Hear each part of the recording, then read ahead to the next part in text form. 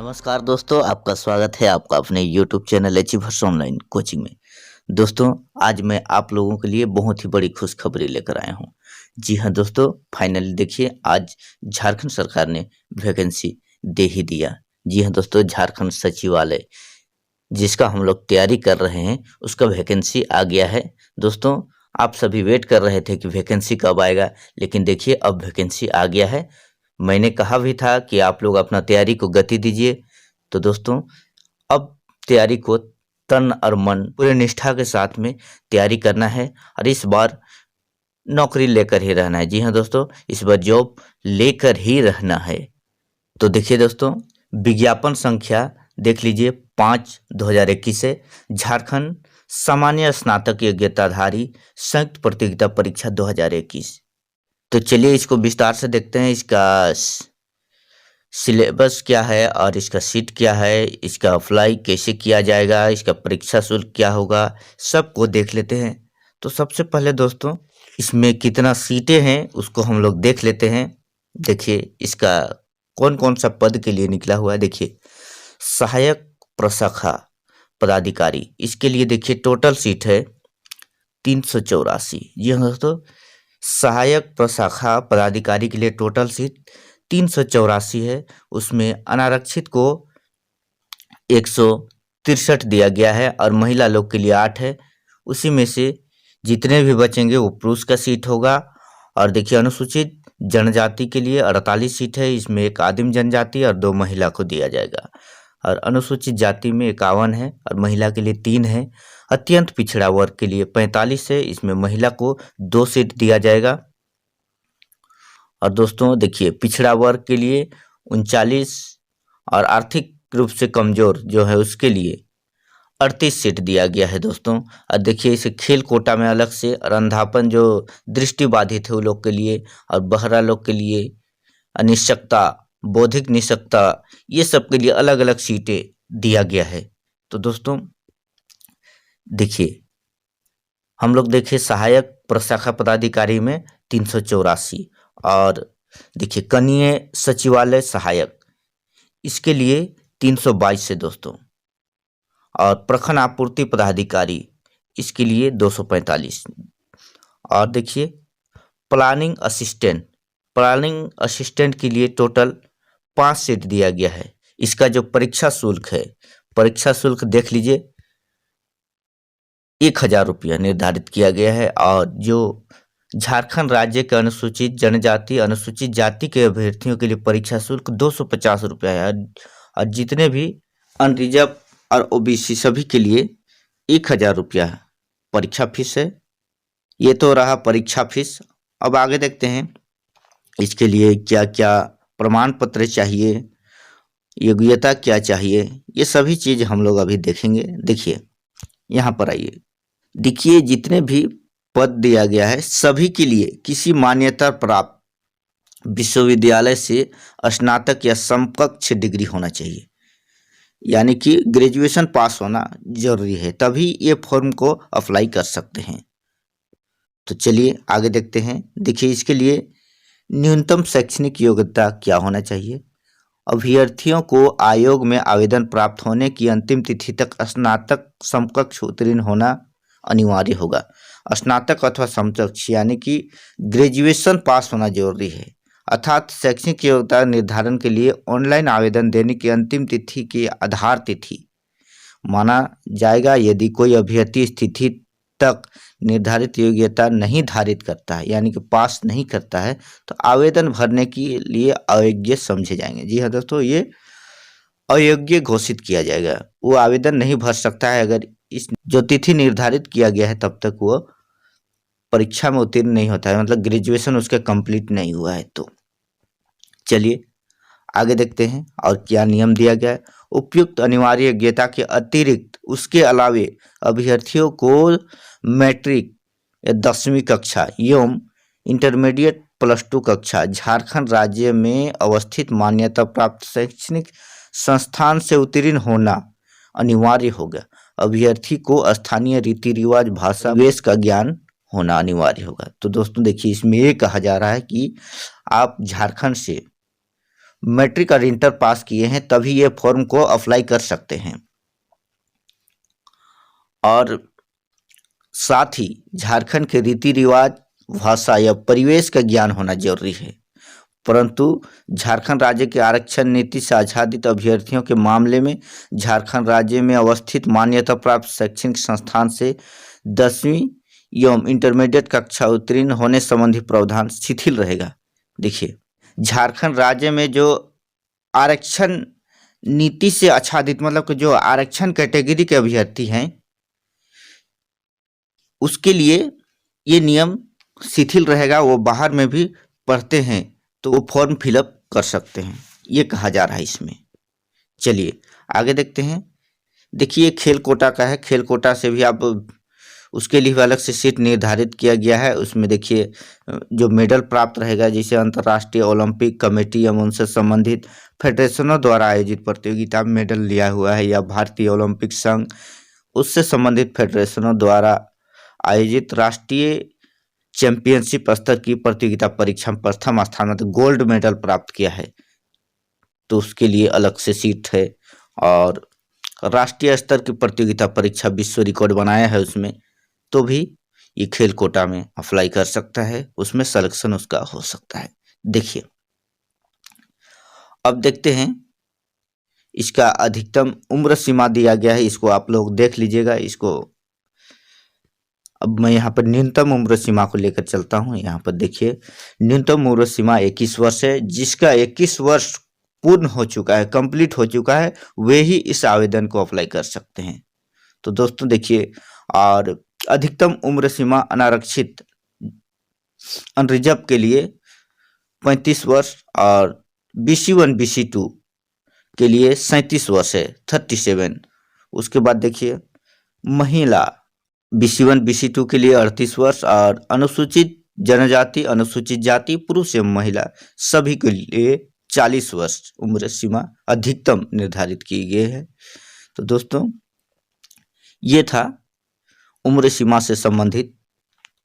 देखिए बहुत बड़ी डाउट यहाँ पर रहती है, ज़्यादातर अभ्यर्थी यहीं पर डाउट कर रहे हैं कि सर जाति प्रमाण पत्र क्या होगा, आवासीय प्रमाण पत्र कब का होना चाहिए, इस तरह से। तो दोस्तों मैं एक बात बता दूं कि झारखंड राज्य में अनुसूचित जाति जनजाति के संदर्भ में जिला एवं अनुमंडल के उपायुक्त, अनुमंडल पदाधिकारी के स्तर से निर्गत जाति प्रमाण पत्र जिसका मानक प्रशिष्ट 1 पर आधारित है, तो कार्मिक प्रशासनिक सुधार तथा राजभाषा विभाग के 17/54 दिनांक पत्रांक 17/54 दिनांक 25/2/2019 तक निर्धारित प्रपत्र में 25/9/2000 इसके पश्चात अंचल अधिकारी के इसके पश्चात अथवा उसके पश्चात अंचल अधिकारी के स्तर से निर्गत जाति प्रमाण पत्र जिसका मानक प्रपत्र प्रशिष्ट 3 पर धारित है।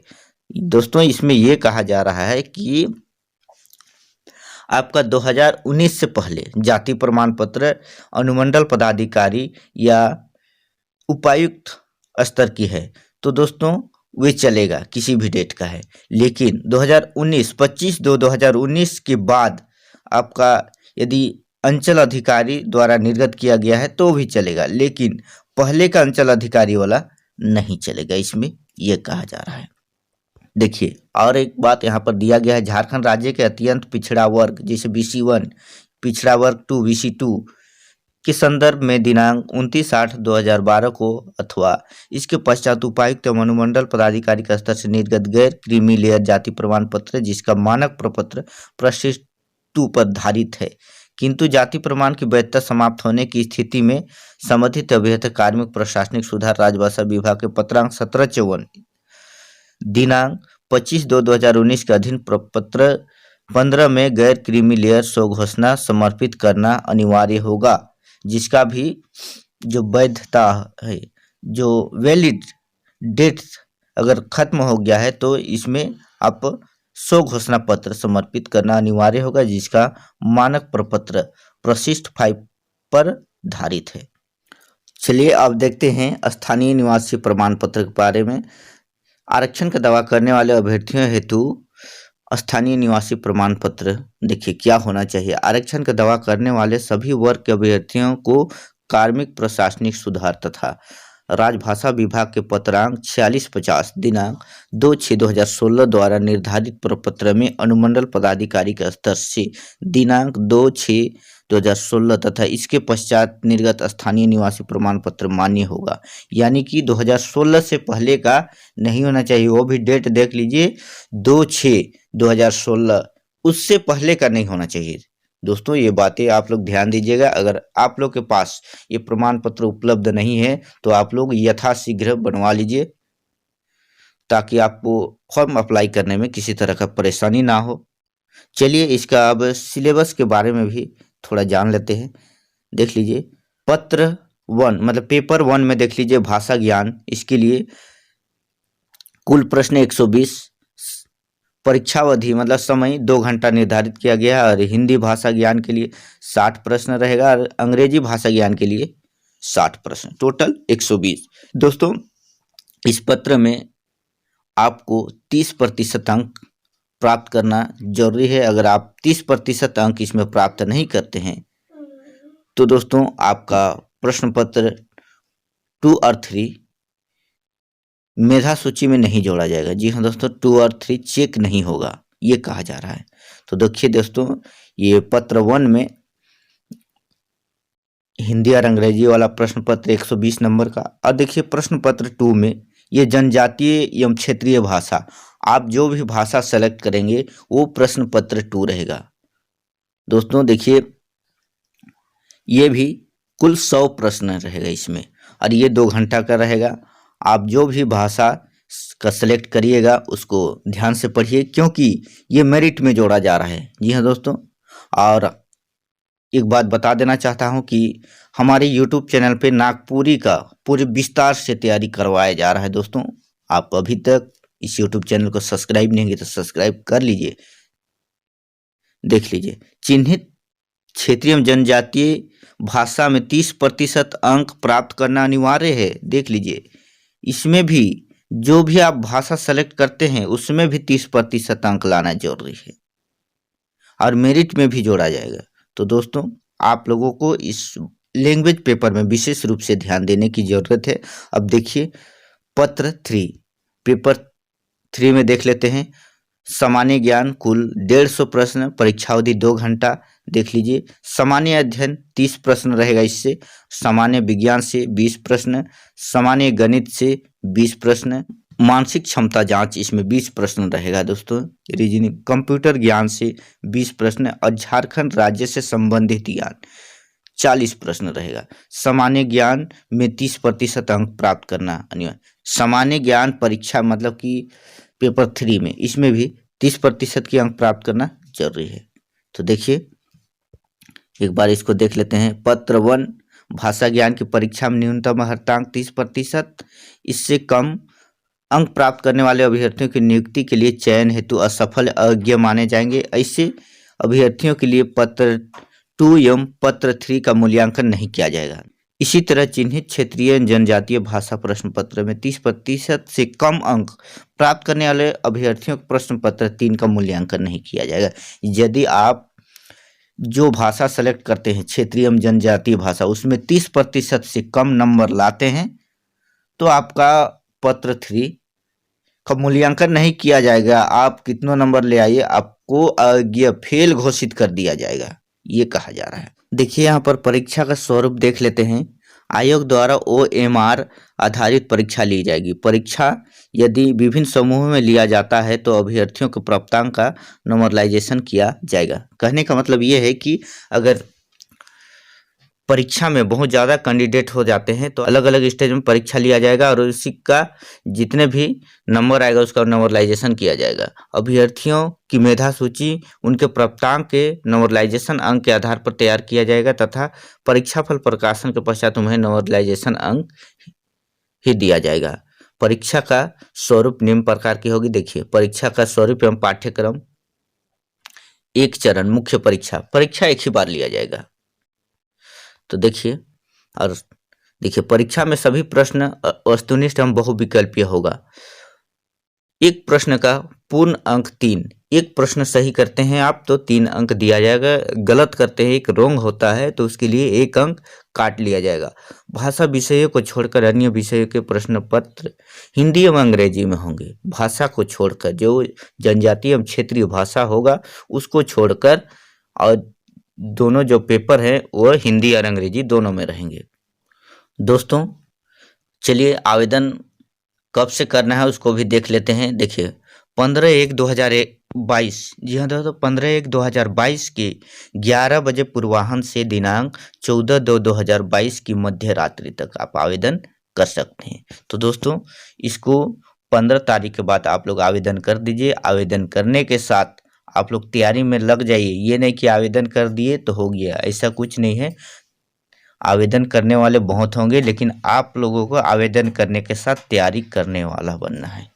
तो दोस्तों अभी तक फिर से एक बार कह रहा हूँ कि अभी तक आपने इस यूट्यूब चैनल को सब्सक्राइब नहीं किए, सब्सक्राइब कर लीजिए। आपका क्षेत्रीय भाषा की तैयारी बहुत ही मजबूत होने वाला है। तो मिलते हैं नेक्स्ट वीडियो में, तब तक के लिए जय हिंद, जय झारखंड, जोहार।